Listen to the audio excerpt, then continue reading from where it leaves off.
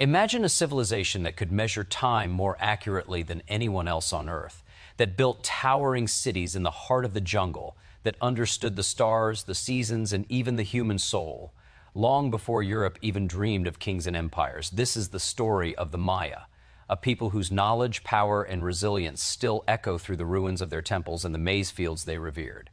In the next few minutes, you'll uncover their secrets, their rise, their struggles, and the incredible truth of how they survived for thousands of years. You won't want to miss a single moment. We'll explain everything in this video step by step. Don't skip it. Before Europe dreamed of empires, before cathedrals pierced the skies of the old world, before history was written in ink and crown seals, the Maya were already listening to the stars. They were not a lost people. They were not a mystery. They were human beings asking the same questions we ask today. Who are we? Where do we belong? And how long will we last? This is not the story of ruins. This is the story of a civilization that understood time itself and dared to live inside it. The first Maya, life before stone and kings. The Maya story begins quietly. Around 2000 BCE, in the dense forests and limestone plains of what is now southern Mexico, Guatemala, Belize, and Honduras, small farming communities took root. These people did not arrive as conquerors, they arrived as caretakers. They planted maize, corn, not merely as food, but as identity. To the Maya, humans were made of maize. To grow corn was to participate in creation itself.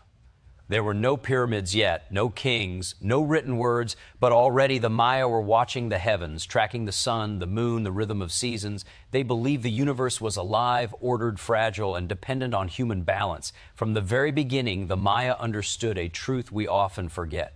Civilization does not begin with power. It begins with meaning. The rise of cities, power meets the cosmos. By 250 CE, the jungle changed. Stone cities rose where trees once stood. Tikal, Calakmul, Palenque, Copán. These were not cities built at random. They were designed to mirror the universe. Temples aligned with solstices. Staircases counted sacred numbers. Plazas echoed ceremonies meant to keep the gods satisfied and the world in motion. Maya kings did not rule by force alone. They ruled by divine responsibility. A king was not merely a man. He was a bridge between heaven and earth, past and future. If he failed, drought would come. If he ruled unjustly, the gods would turn away. Bloodletting rituals, often misunderstood, were acts of sacrifice and duty, belief that leadership required personal suffering for communal survival. This was a civilization that believed power must pay a price. The Maya mind, writing numbers and time, while Europe stumbled through centuries without mathematics, the Maya mastered zero. While much of the world guessed at time, the Maya measured it with terrifying precision. They developed one of the most complex writing systems in the ancient world, recording births, wars, marriages, betrayals, and celestial events. Their calendars did not predict the end of the world. They revealed something far more profound. Time is cyclical. Everything ends, but everything begins again. To the Maya, history was not a straight line. It was a wheel. And humanity was always standing at its edge: war, rivalry, and the fragility of greatness. The Maya were not peaceful dreamers alone. They were human, ambitious, competitive, flawed. City-states warred with one another. Alliances shifted, kings captured, rival kings. Not to kill them, but to humiliate the idea of divine power itself. Victory was carved into stone. Defeat was erased from memory. Yet as populations grew, forests thinned, as monuments multiplied, water systems strained, droughts came, not once but repeatedly, and slowly, silently, the balance broke. The collapse that was not an end. Around 900 CE, the great southern cities emptied. Temples fell silent. Palaces crumbled. Kings disappeared from inscriptions. For centuries, outsiders called this a collapse, but that word hides the truth. The Maya did not vanish. They adapted. People moved north. Power decentralized. Life changed, but it continued. Civilizations do not always die in fire. Sometimes they fade because the world they built can no longer sustain itself. That lesson echoes still. The Spanish arrival, steel against memory. In the 16th century, strangers arrived, armed with steel, disease, and absolute certainty. The Spanish did not see astronomers. They saw pagans. They did not see libraries of knowledge. They saw heresy and burned it. Bishops destroyed Maya books, codices that held centuries of history, science, and belief. Today, only 4 survive. Yet even conquest could not erase everything. The Maya resisted for decades. Some cities fell only in 1697, nearly 200 years after first contact. Long before stone temples rose above the jungle canopy, before kings traced their bloodlines into monuments, the Maya understood themselves through a single, humble plant.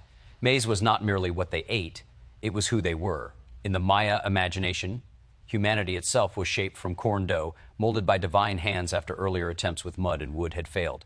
This was not metaphor alone, it was philosophy, theology, and identity bound together. To be Maya was to be of maize, to live within a sacred relationship between land, labor, and time. The earliest Maya communities formed around the slow mastery of agriculture. Around 2,000 years before the Common Era, families settled near rivers and fertile lowlands, clearing forest carefully, learning when to burn, when to plant, when to wait. Their survival depended on attention to rain patterns, soil, seasons, and sky. Maize demanded patience. It did not grow instantly, and it did not forgive neglect. In tending it, the Maya learned discipline and foresight. They learned that life unfolded in cycles, not straight lines. Planting led to growth, growth to harvest, harvest to hunger again.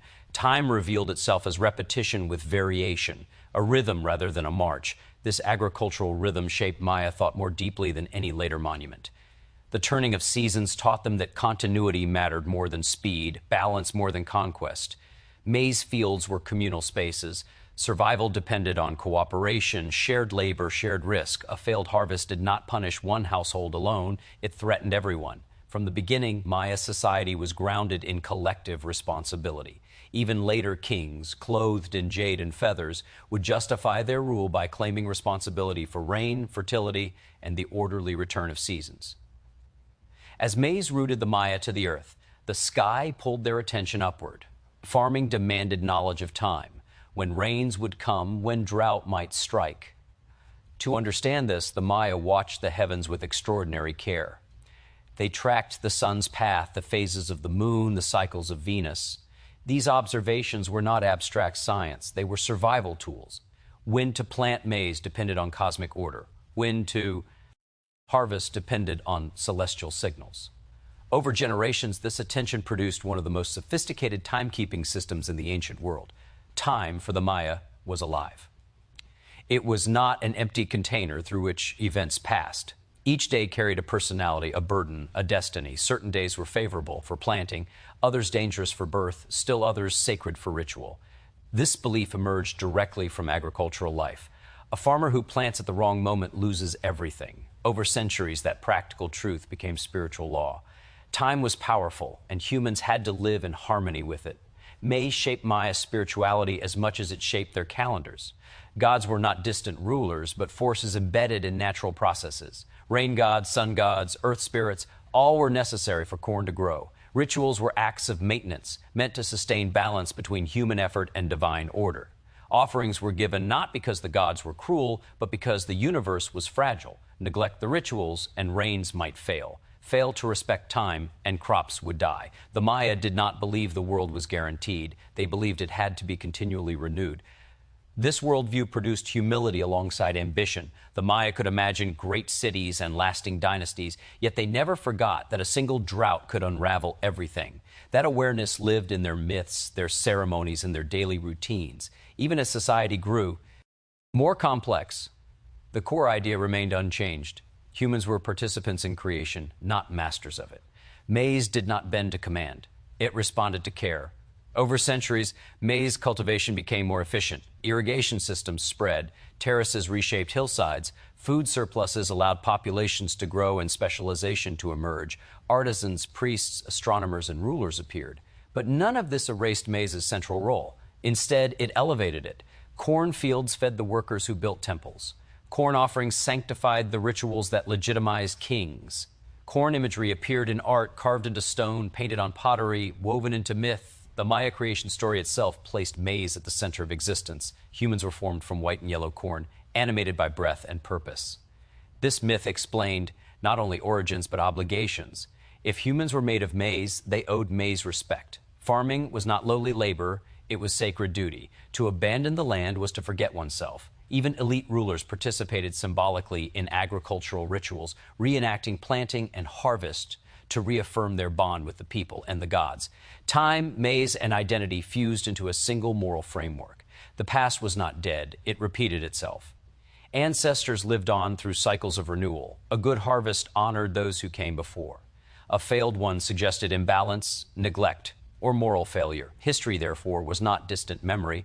It was active presence. Each planting season echoed every planting season that had come before. Each generation stood inside a loop of responsibility stretching backward and forward. This deep sense of cyclical time shaped Maya resilience. When droughts came, when cities later declined, the underlying worldview endured. Even political collapse did not erase agricultural knowledge or spiritual meaning. People adapted, moved, reorganized, but they carried maize with them. Corn seeds traveled as families traveled. Rituals followed fields into new landscapes. The Maya identity did not depend on monuments. It depended on memory encoded in practice. Maize also anchored Maya ethics. Greed, hoarding, and neglect threatened communal survival. Sharing food was not charity, it was necessity. Social bonds strengthened through collective labor. Planting together, harvesting together, preparing food together. Festivals tied to agricultural cycles reinforced unity. In these moments, time was felt not as pressure but as belonging. Everyone knew where they were in the cycle. Everyone knew what came next. This agricultural worldview shaped how the Maya faced uncertainty. Time was not feared as an enemy rushing toward extinction. It was respected as a force that demanded alignment. Even destruction fit within cycles. Fields lie fallow before they bloom again. Corn stalks die so kernels may grow. Loss did not mean meaninglessness. It meant transition. The Maya understanding of time and maize produced neither naive optimism or paralyzing fatalism. It produced responsibility. Humans could not control the universe, but they could respond to it wisely or foolishly. They could observe, prepare, remember. This belief sustained the Maya long before empires rose and long after they fell. Carried in seeds saved from one season to the next, whispered in stories told at dusk, measured in days counted carefully, endlessly turning, always returning, as maize pushes through soil again and again, fragile yet persistent, binding human life to earth and sky, teaching that existence is not owned but borrowed, not conquered but tended, not linear but woven, each moment planted with the hope that time, if honored, will answer back with life. When the Maya began to build in stone, they were not simply creating shelter or symbols of power. They were giving physical form to an idea that had already taken root in their minds, that the universe itself was ordered, intelligible, and responsive to human attention. Every city they raised from the jungle floor was an attempt to anchor human life within the vast moving architecture of the cosmos. Stone was not chosen because it was eternal, but because it could hold memory, alignment, and intention across generations. Maya cities did not grow randomly. Their layouts followed invisible lines drawn by the sun, the moon, and the stars. Temples faced east to greet the rising sun, marking beginnings and renewal. Others aligned with solstices and equinoxes. Days when time itself seemed to pause and turn. These alignments were not decorative flourishes. They were calendars carved into space, allowing entire populations to witness cosmic order with their own eyes. When sunlight struck a temple staircase on a precise day of the year, it was not coincidence. It was confirmation that the world was still in balance. At the heart of every major city stood ceremonial centers where the sacred and the civic merged. Plazas opened wide like gathering arms, capable of holding thousands.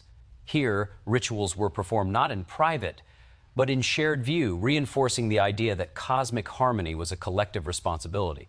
Kings stood before their people not as isolated rulers, but as participants in a grand exchange between human society and divine forces. The architecture amplified this message. Elevated platforms raised leaders closer to the sky, while long stairways reminded everyone that ascent required effort, discipline, and humility. The verticality of Maya architecture reflected a layered understanding of reality. The underworld lay beneath the earth, the human realm occupied the surface, and the heavens arched above. Pyramids embodied this structure. Their bases touched the ground, their summits reached toward the sky. To climb them was to move symbolically through levels of existence. Rituals performed at the top were acts of mediation, attempts to speak across cosmic boundaries. The city itself became a map of the universe, navigable by foot and faith. Stone carvings and stelae added narrative to space. They recorded dates, events, and lineages, fixing time into matter. These inscriptions were not merely historical records, they were claims. To carve a date into stone was to declare participation in cosmic time, to say that this moment mattered not only to humans, but to the universe itself. Kings legitimized their rule by placing their lives within long chains of time, linking their births and victories to auspicious days chosen by the calendar. Architecture and chronology fused into a single language of authority. Despite their grandeur, Maya cities were deeply connected to the natural environment. Builders worked with the landscape rather than erasing it. Hills became foundations, caves were incorporated into sacred geography, seen as entrances to the underworld and sources of life-giving water. Reservoirs and channels managed rain in regions without rivers, turning seasonal abundance into year-round survival. These systems required careful planning and communal maintenance. Urban life depended on understanding nature's rhythms, not defying them. The Maya did not separate science from spirituality. Astronomy, mathematics, and ritual were strands of the same fabric. Observatories tracked planetary movements with remarkable accuracy. Venus, in particular, held profound significance associated with war, renewal, and transformation. Entire building programs were timed to its cycles. When Venus rose or disappeared, cities responded. Architecture became responsive, almost alive, shifting meaning with the sky. A temple was not static, it participated in time.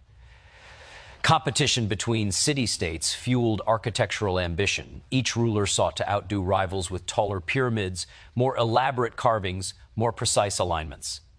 Yet even rivalry followed cosmic rules. Warfare itself was scheduled according to celestial omens.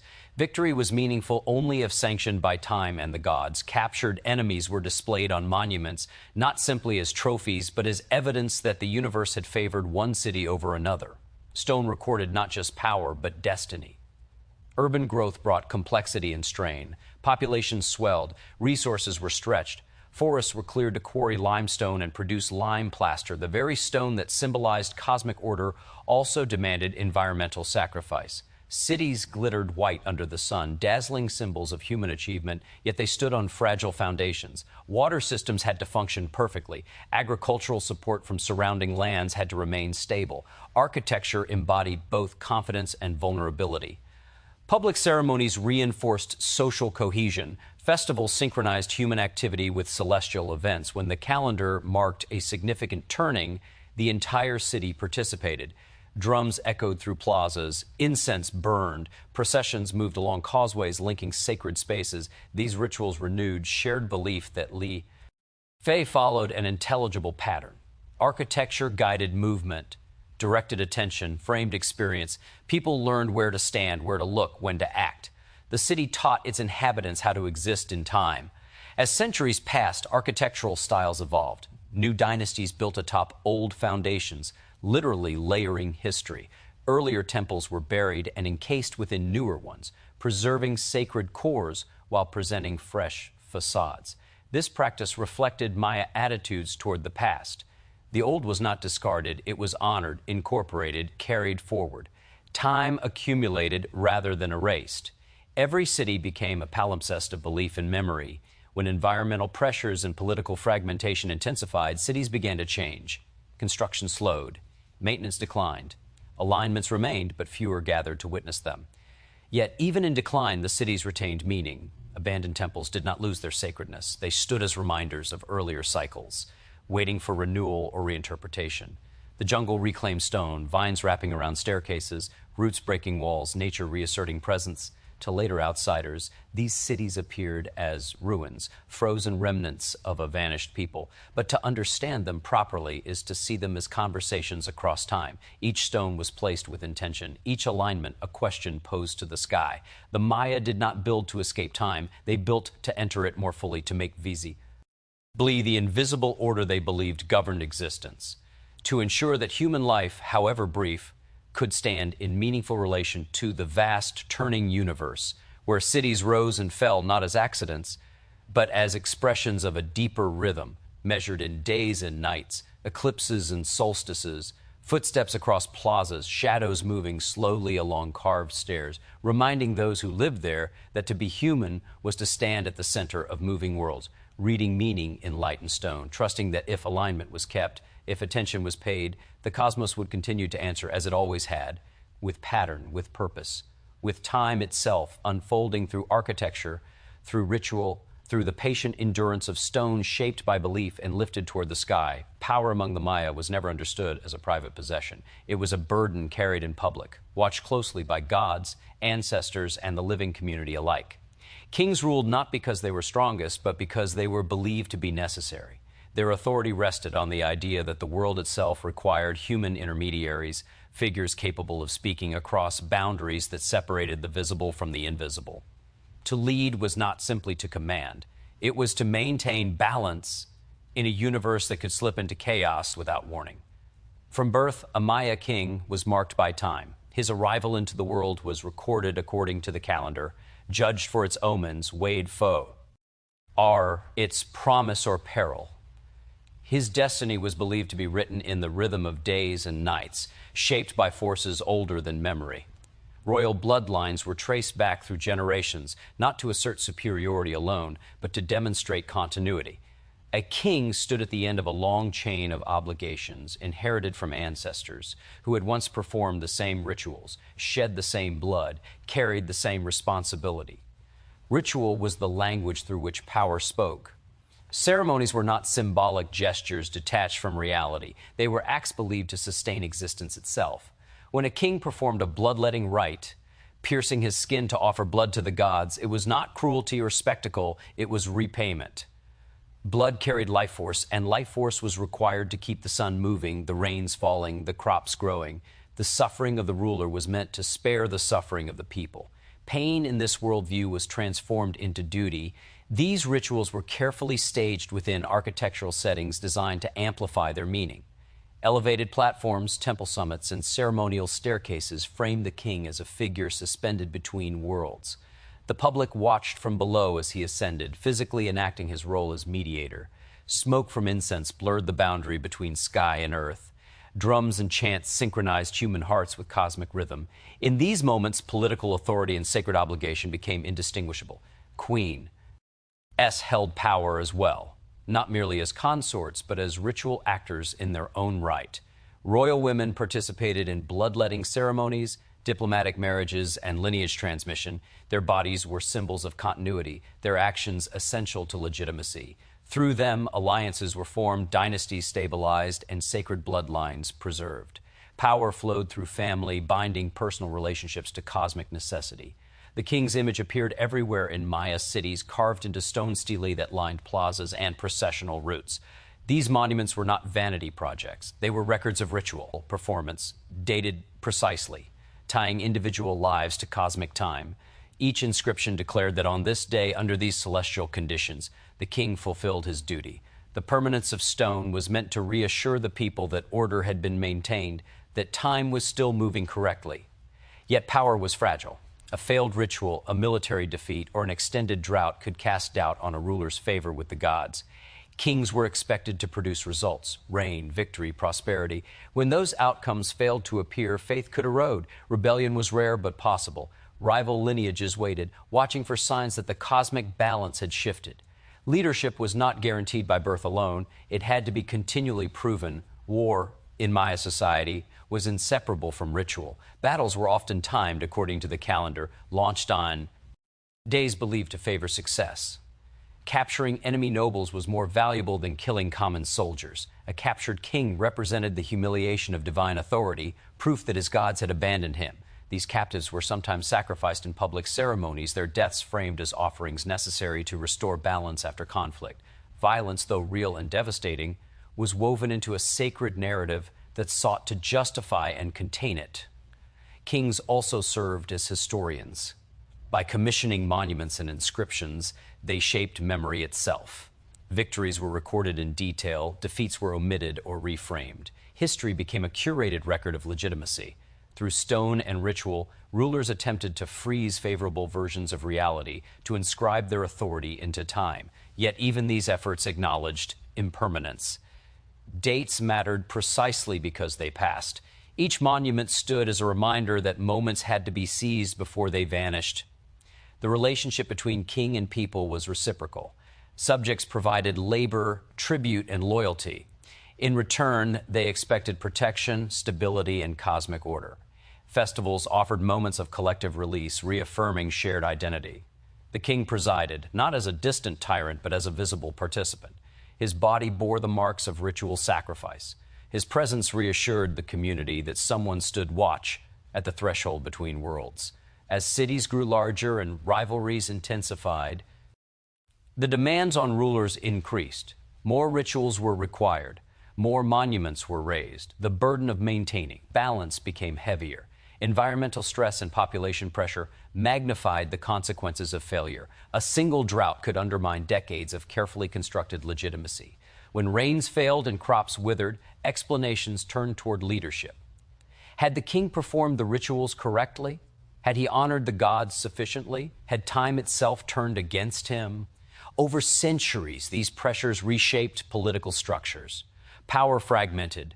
Regional leaders gained prominence. The centralized authority of divine kings weakened in some areas, replaced by councils or shared rule, yet the underlying belief in sacred responsibility persisted. Even as political forms changed, rituals continued. Blood was still offered. Calendars were still consulted. The idea that human actions sustained cosmic order remained deeply rooted. When foreign conquerors eventually arrived, they misunderstood this system completely. They saw kings as tyrants and rituals as superstition. They destroyed temples and outlawed ceremonies, assuming that without stone and spectacle, power would collapse. They did not realize that Maya authority was embedded in memory, practice, and belief carried quietly in communities long after monuments fell. The Maya concept of power reveals a civilization deeply aware of its own limits. Leadership was exalted, yet constantly tested. Authority was sacred, yet conditional. Kings stood at the center of attention, yet were exposed to judgment from forces beyond control. To rule was to live under constant scrutiny from time itself, to wake each day knowing that the sun's rise, the rain's arrival, and the people's faith were bound together by ritual acts that could never be skipped, never taken lightly, never assumed to be sufficient, because balance was always temporary, always at risk, always demanding renewal through blood, through ceremony, through the careful alignment of human intention with a universe that offered order only to those willing to sustain it, again and again in public view under the open sky, where power was inseparable from sacrifice and authority existed only so long as the world continued to respond. For centuries, the Maya built cities that seemed permanent, anchored in stone and ceremony, bound together by calendars that promised continuity. Yet permanence was never an illusion they fully embraced. Their understanding of time had always allowed for endings as well as beginnings. When the great southern lowland cities began to thin and then empty between the 8th and 10th centuries, the change was not sudden collapse, but a long unraveling shaped by pressure, adaptation, and choice. Population growth had once been a sign of success. Expanding cities meant thriving agriculture, effective leadership, and divine favor. But growth carried consequences. Forests were cleared to make room for fields and quarries. Soil thinned under repeated use. Water systems, ingenious but fragile, depended on consistent rainfall. When climate patterns shifted and droughts grew more frequent, the margin for error disappeared. Reservoirs dried, crops failed, hunger tested faith. Drought alone did not end Maya cities. Environmental stress interacted with political fragmentation and social strain. City-states that had once balanced rivalry with cooperation turned increasingly inward. Competition intensified, warfare disrupted trade and agricultural cycles. Kings, under pressure to prove divine favor, demanded more labor for monuments and rituals at precisely the moment when people needed to focus on survival. The sacred burden of leadership began to feel heavier, less convincing. Faith in rulers eroded gradually. When rituals failed to bring rain, when ceremonies repeated without result, doubt crept in. The calendar continued to turn, but the expected harmony did not return. Inscriptions became fewer. Monuments ceased to be raised. This silence in stone marked not the disappearance of people, but the withdrawal of belief in old forms of authority. The political center could no longer hold. Families made decisions quietly. They left cities that no longer sustained them, returning to smaller settlements, migrating toward regions with more reliable particularly in the northern lowlands. These movements were not chaotic flights, but calculated adaptations.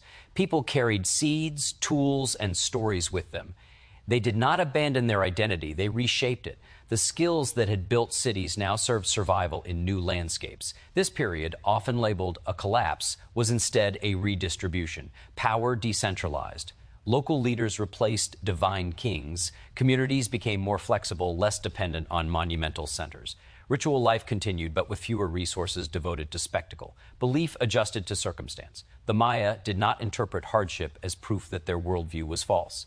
They understood it as evidence that balance had shifted and demanded response. Northern cities such as Chichen, Itza, and later Mayapán rose during this time, reflecting new political and cultural arrangements. These centers integrated influences from other regions, adapted architecture and governance, and thrived for centuries. Trade networks expanded. Maritime routes along the coast gained importance. The Maya world did not shrink, it transformed. Adaptation extended beyond politics into memory itself. The meaning of the past changed. Grand southern cities became ancestral places, sites of origin and reverence rather than active capitals.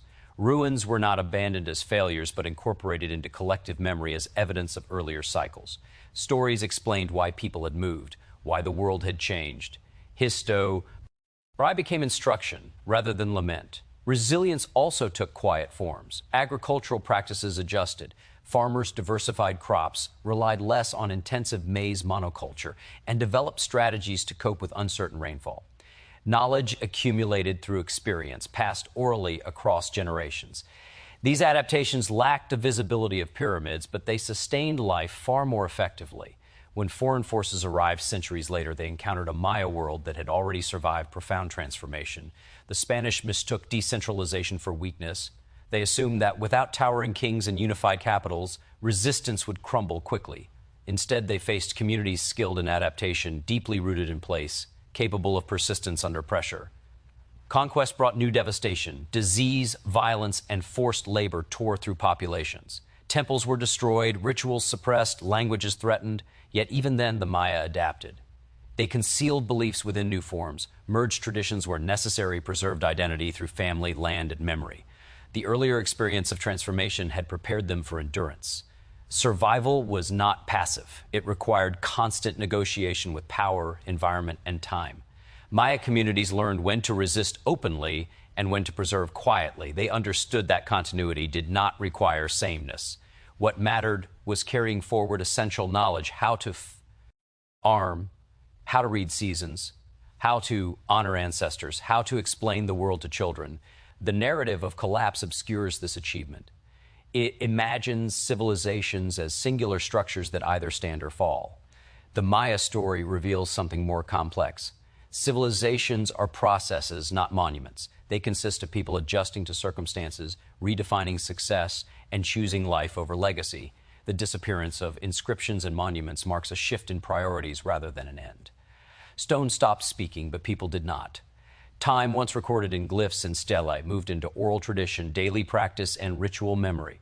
Calendars continued to be counted. Ceremonies continued to be performed, often away from public view. Adaptation demanded humility. It required accepting that certain forms of greatness could not be sustained. It required letting go of monumental ambition without surrendering identity. This capacity to change without dissolving defined Maya's survival. Where rigid systems broke, flexible ones endured. Even environmental recovery followed cycles. Forests reclaimed abandoned cities. Soil healed. Water returned to reservoirs long unused. Nature responded to reduced pressure, demonstrating the same cyclical logic the Maya had always believed governed existence. Human withdrawal allowed renewal. The Maya never understood history as a march toward progress. They understood it as movement, through repeating patterns of rise, strain, adjust, meant, and renewal. What outsiders label collapse fits easily within this worldview. It was not a failure to be mourned, but a lesson to be absorbed. This lesson continues to speak. Societies grow complex, stretch resources, test environments, and then face limits. Survival depends not on denying those limits, but on responding creatively. The Maya response was migration, decentralization, memory, and adaptation. Choices made by countless individuals rather than single rulers. The endurance of Maya culture into the present is the final measure of that success. Languages are still spoken, rituals still practiced, fields still planted, time still counted in ways that echo ancient rhythms. What ended were particular arrangements of power and stone, not the people themselves.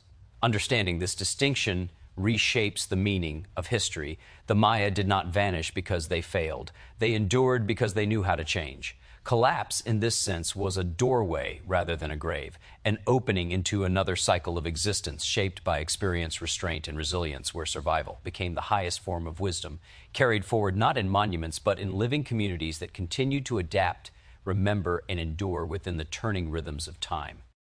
When the Spanish first arrived in the lands of the Maya in the early 16th century, they encountered a world that had already endured centuries of transformation, adaptation, and resilience.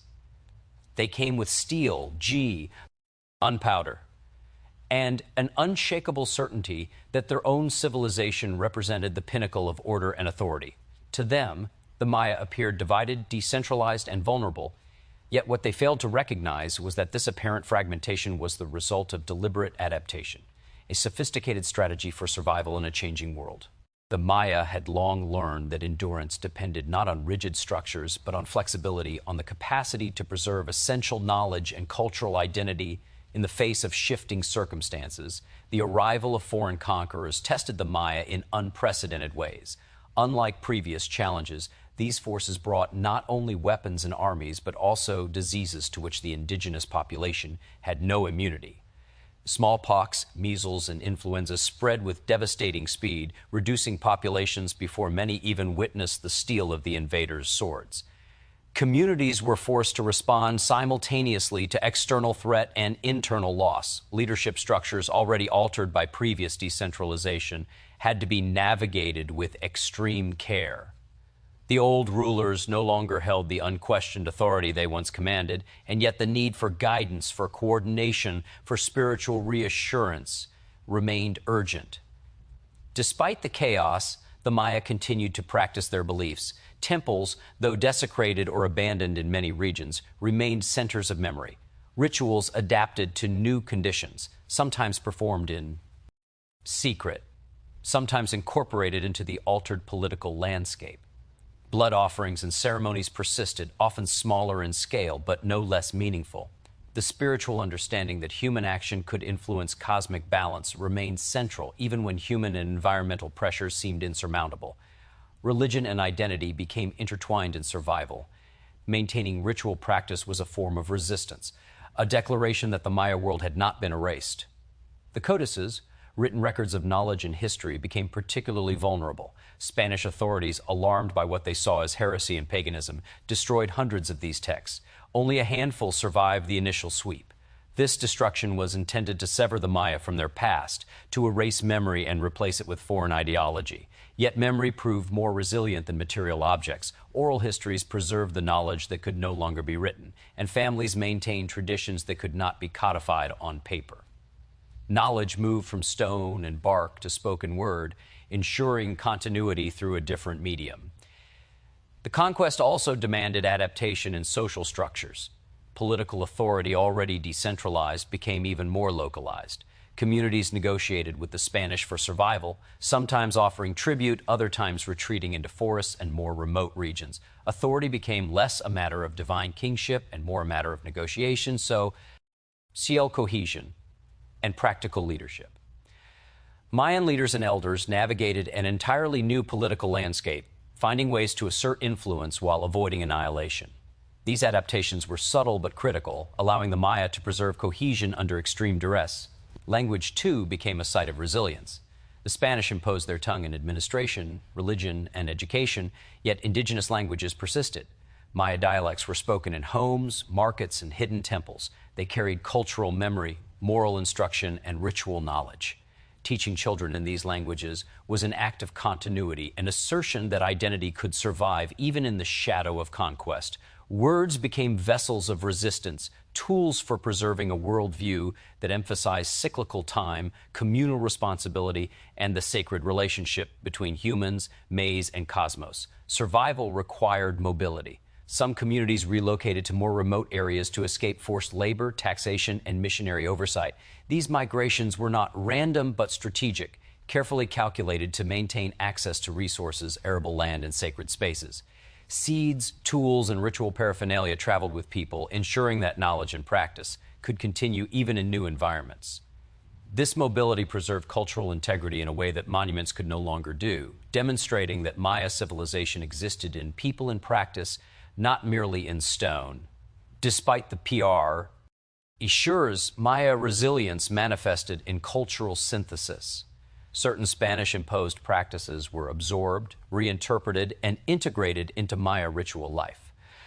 Saints replaced older deities in some ceremonies, while the timing of festivals continued to correspond with agricultural cycles and celestial events. Sacred calendars, though adapted, persisted in shaping everyday life. This capacity to synthesize foreign elements without losing core identity demonstrated a remarkable sophistication, allowing the Maya to navigate conquest without surrendering themselves entirely. Education and skill transmission continued, often informally. Farmers taught planting cycles and irrigation techniques. Artisans continued carving, weaving, and shaping objects that carried both aesthetic and symbolic meaning. Storytellers passed myths, genealogies, and moral teachings to the next generation. Each act of learning reinforced social cohesion and cultural memory. In a context of displacement and oppression, teaching and practice became acts of defiance, sustaining the knowledge that ensured survival beyond immediate crises. The spiritual dimension of resilience was especially vital. Belief in cycles of time, in the necessity of human action to maintain cosmic balance, provided both guidance and hope. When crops failed or political structures faltered, communities could interpret misfortune through a cosmological lens that emphasized adaptation and renewal rather than despair. Rituals offered structure, moral framework, and psychological stability. The Maya understood suffering as part of the larger rhythm of existence, a test of human attention, care, and ingenuity. This perspective allowed communities to endure trauma without losing coherence or identity. The Spanish conquest also prompted innovation in governance and negotiation. Maya leaders engaged diplomatically where possible, balancing appeasement with subtle resistance. Tribute systems, while coercive, were manipulated to preserve autonomy and local resources. Communities maintained networks of communication and support, ensuring that knowledge, spiritual practice, and agricultural expertise could survive even under foreign oversight. This combination of pragmatism and cultural fidelity ensured that Maya identity remained alive despite profound external pressures. Throughout these centuries, the Maya maintained a remarkable continuity in worldview. Time continued to be measured in cycles, rituals synchronized with celestial events, and the centrality of maize endured. Even when forced to abandon urban centers or hide sacred practices, people carried their history in memory, practice, and land stewardship. Cultural knowledge survived not as monuments or codices alone, but in daily life, community cohesion, and the intergenerational transmission of wisdom. Each adaptation, each act of quiet preservation was a reaffirmation of identity and a statement that survival required both flexibility and fidelity to core principles. By the end of the colonial period, Maya communities had experienced centuries of transformation and conquest, yet they had preserved essential aspects of culture, belief, and identity. The survival of languages, rituals, agricultural knowledge, and social structures testifies to a civilization capable of enduring extreme pressures through adaptation, memory, and resilience. Even as foreign powers sought to redefine their world, the Maya proved that civilization is not solely measured by monuments, written records, or centralized authority. It is measured by the persistence of knowledge, practice, and identity carried forward by people committed to survival, creativity, and the careful stewardship of the relationships that define both human life and cosmic order. Thanks for watching this video, and don't forget to lick E and subcribs